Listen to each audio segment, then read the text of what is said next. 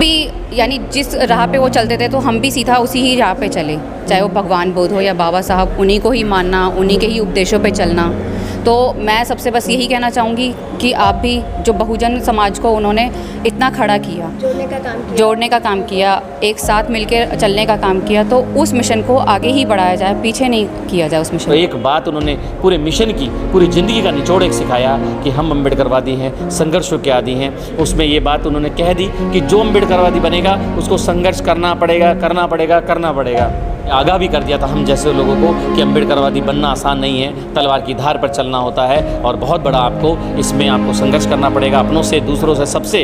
तो हम आपकी बात को याद रखेंगे बोधाचार्य जी, और आपका एहसान हम ज़िंदगी भर नहीं उतार सकते। हम आभारी रहेंगे, पूरा बहुजन समाज आपका आभारी रहेगा। आप देख रहे हैं सम्यक इंडिया टीवी।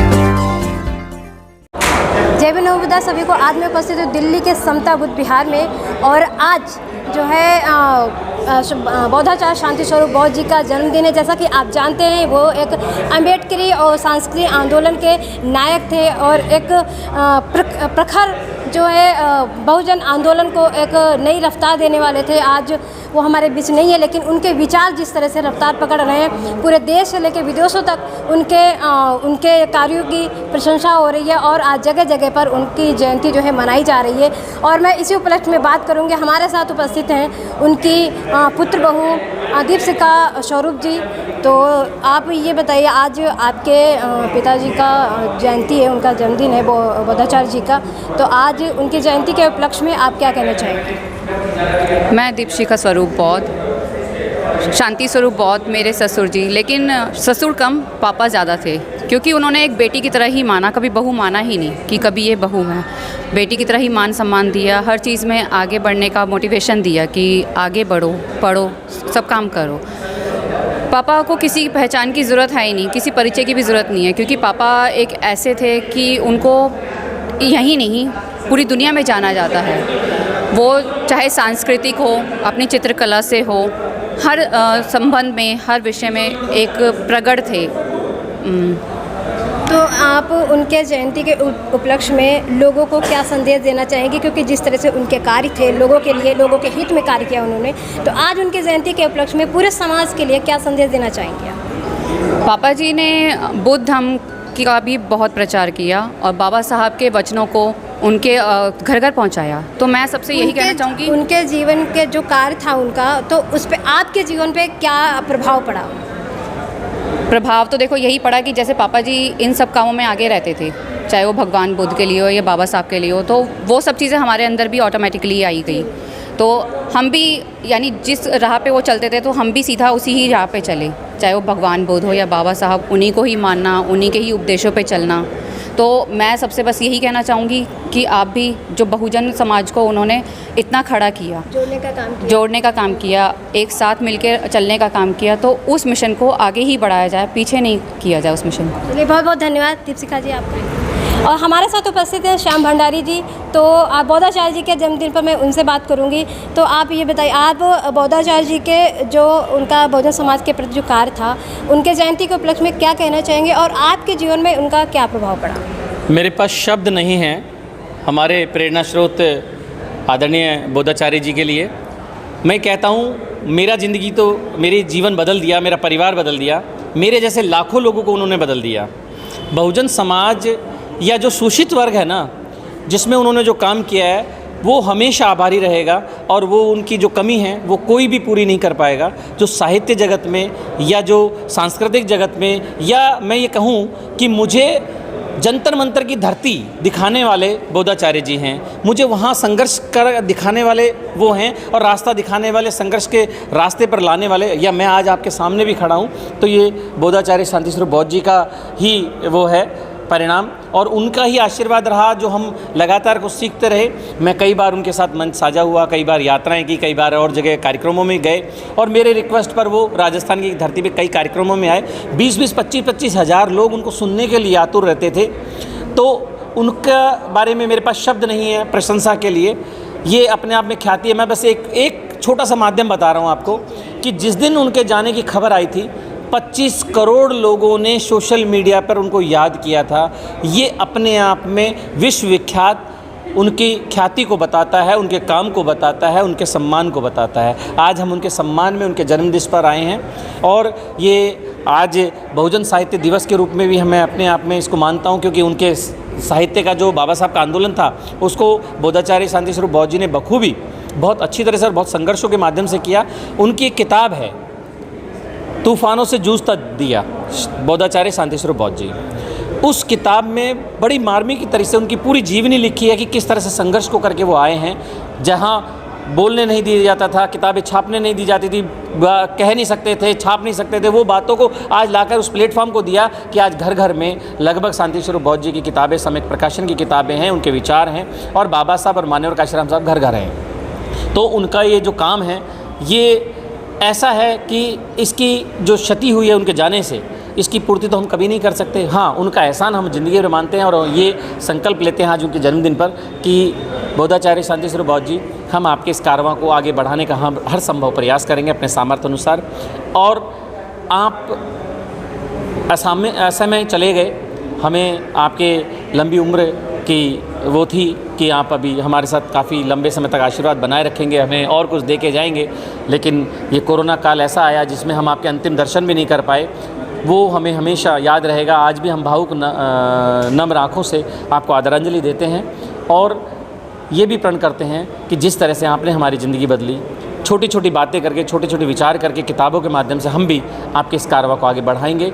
आपको नम्र आदरांजलि। और सम्यक टीवी चैनल के माध्यम से हम लोगों ने बहुत सारी चीज़ें, बोधाचार्य जी की वीडियोस, हर विषय पर हमने वीडियोस देखी हैं और मैं उनका पारिवारिक हिस्सा हूँ या सम्यक प्रकाशन का हिस्सा अपने आप को मानता हूँ।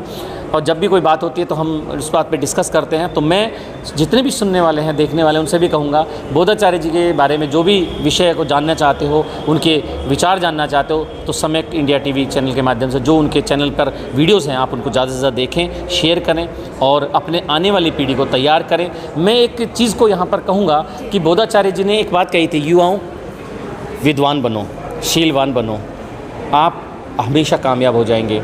उन्होंने हमेशा जोड़ने की हमें सिखाया है, तोड़ना नहीं सिखाया। सबको साथ लेके चलते थे। यूथ फॉर बुद्धिस्ट इंडिया के माध्यम से मैं उनका पदाधिकारी रहा हूँ। समता बौद्ध विहार में हम लोग अक्सर मिला करते थे। उनके बताई हुई बातें आज मुझे सीख है कि बेटा रास्ते में जाते तो क्या खाना चाहिए, कैसे बोलना चाहिए, किस तरह से वो होना चाहिए। कभी उनको मैंने गुस्सा नहीं देखा कि उनका नंबर आया या नहीं आया, कम बोलने दिया या ज़्यादा बोलने दिया, लेकिन अपनी बात को दमदारी तरीके से अगर उन्होंने रखा है। और एक बात उन्होंने पूरे मिशन की, पूरी ज़िंदगी का निचोड़ एक सिखाया कि हम अम्बेडकरवादी हैं, संघर्षों के आदी हैं। उसमें ये बात उन्होंने कह दी कि जो अम्बेडकरवादी बनेगा उसको संघर्ष करना पड़ेगा, करना पड़ेगा, करना पड़ेगा।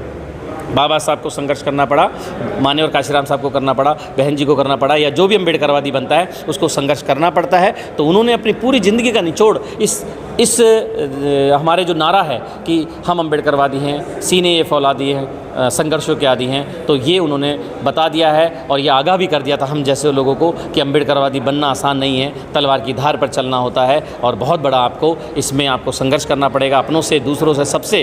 तो हम आपकी बात को याद रखेंगे बोधाचार्य जी, और आपका एहसान हम ज़िंदगी भर नहीं उतार सकते। हम का आभारी रहेंगे, पूरा बहुजन समाज आपका आभारी रहेगा। बहुत बहुत धन्यवाद। जय भीम, जय भारत। बहुत बहुत धन्यवाद सर आपका। हमारे साथ उपस्थित हैं सुधीर भास्कर जी। तो आज बोधाचार्य जी के जयंती के उपलक्ष्य में मैं उनसे उनके विचार जानना चाहूँगी कि आज बोधाचार्य जी की जयंती है, सभी लोग मना रहे हैं यहाँ पे, तो आप उनकी जयंती के उपलक्ष्य में क्या कहना चाहेंगे? आज 2 अक्टूबर है और आज हम हमारे आदर्श बोधाचार्य शांति स्वरूप बौद्ध जी का जन्मदिन आज हमने यहाँ पर मनाया है समता बुद्ध विहार में। और चूँकि हमारे लिए वो किसी महापुरुष से कम नहीं हैं, उनकी एक बहुत बड़ी देन रही है और बौद्ध जगत में उनका बहुत महत्वपूर्ण योगदान है, क्योंकि उन्होंने साहित्य के माध्यम से जो अध्याय लिखे हैं, जो पुस्तकों का प्रकाशन किया है, आज वो हज़ारों से ज़्यादा की तादाद में हैं। तो बुद्ध की विचारधारा को और बाबा साहब अम्बेडकर की विचारधारा को और बहुजन समाज में जितने भी महापुरुष हैं, आज मैं समझता हूँ सभी के ऊपर उनके यहाँ पर जीवनियाँ और उनकी जो बातें हैं उनके विषय में मौजूद हैं। तो इस कार्य को उन्होंने बखूबी आगे बढ़ाया है। वो खुद भी चित्रकार भी थे, एक पत्रकार भी थे, संपादक भी थे, लेखक भी थे। वो बहुप्रतिभा धनी व्यक्ति थे।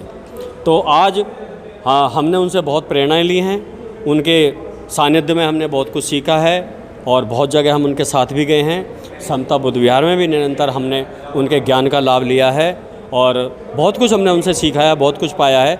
और ये हमारे जीवन की बहुत बड़ी उपलब्धि है कि हम उनसे जुड़े, समता बुद्ध विहार में हम आने लगे और जब से आए हैं बौद्धाचार्य शांति स्वरूप बौद्ध जी के का हमें सानिध्य मिलता रहा है। उनके द्वारा बताया गया जो ज्ञान है, देखिए ज्ञान की कोई सीमा नहीं होती है, वो एक समुंदर होता है, उसे सारा कोई पी नहीं सकता है, लेकिन ये जो भी मिल जाए उसको ग्रहण किया हमने और हमने बहुत कुछ सीखा। जब मैं समझता हूँ कि मैं समता बुद्ध विहार में जब यहाँ पर मैं आया तो मैं कुछ भी नहीं जानता था और मैं सोचता था कि जो लोग माइक पर बोलते हैं बड़े ज्ञानवान लोग हैं, बहुत ही बुद्धिमान व्यक्ति हैं और वो बहुत उनके अंदर एक बड़ा वो है, जुनून भी है। लेकिन फिर धीरे धीरे मैंने भी अभ्यास करना शुरू किया, तो मैं भी फिर धीरे धीरे लगभग 2009, 8, 9 में 9, 10 में जहाँ पर कार्यक्रम हुए तो फिर मैंने भी उसमें धीरे धीरे भाग लेना शुरू किया। तो बौद्धाचार्य शांति स्वरूप बौद्ध जी ने ही सबसे पहले मेरी प्रतिभा को पहचाना और हमारे जो अध्यक्ष हैं यहाँ के आरपी राजपाल जी, उनको कहा कि इस लड़के के अंदर हमें कुछ विशेष बात दिखाई देती है जो औरों से हटके है। चूँकि अब मैं लगभग 2010 से 9-10 से यहाँ पर कार्यक्रमों का संचालन कर रहा हूँ, तो उससे पहले बौद्धाचार्य शांति स्वरूप बौद्ध जी को यहाँ हर एक कार्यक्रम के अंदर मौजूद रहना पड़ता था, यहाँ की व्यवस्था को संभालना पड़ता था, एंकरिंग करनी पड़ती थी। लेकिन अब 2009-10 से इस काम को मैं संभाल रहा हूँ और इस अवसर पे, क्योंकि हमारे 3-4 बहुत ही महत्वपूर्ण कार्यक्रम होते हैं। बुद्ध पूर्णिमा का होता है और बाबा साहब अम्बेडकर की जयंती होती है और अशोका विजयदशमी होती है।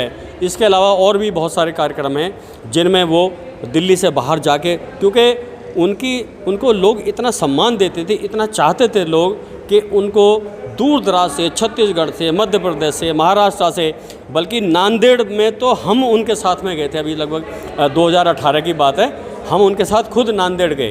तो बहुत पंजाब से, हरियाणा से, फगवाड़ा भी हम उनके साथ में गए, कुशीनगर भी गए और श्रावस्ती गए। मतलब उनको बहुत ज़्यादा लोग, क्योंकि उनके अंदर जो विद्वता का जो भाव था, जो उनके अंदर जो बुद्धिमत्ता थी और किसी भी विषय को पेश करने का उनका जो अंदाज था वो सबसे निराला था। बहुत ही मुखर व्यक्तित्व था उनका। तो ऐसे थे हमारे बौद्धाचार्य शांति स्वरूप बौद्ध जी, जिनसे हमें प्रेरणा मिली। और मैं सभी जो हमारे नवयुवक हैं और हमारे युवा हैं, उन सभी को मैं आह्वान करना चाहता हूँ कि उनकी जीवनी से, उनके कार्यों से प्रेरणा लेनी चाहिए और समाज के कार्य को जिस तरह से उन्होंने आगे बढ़ाया है उसी प्रकार उसको आगे बढ़ाना चाहिए। बहुत बहुत धन्यवाद सर आपका इतने अच्छे विचार रखने के लिए और बौद्धाचार्य जी के बारे में बताने के लिए। बहुत बहुत धन्यवाद आपका। थैंक्स।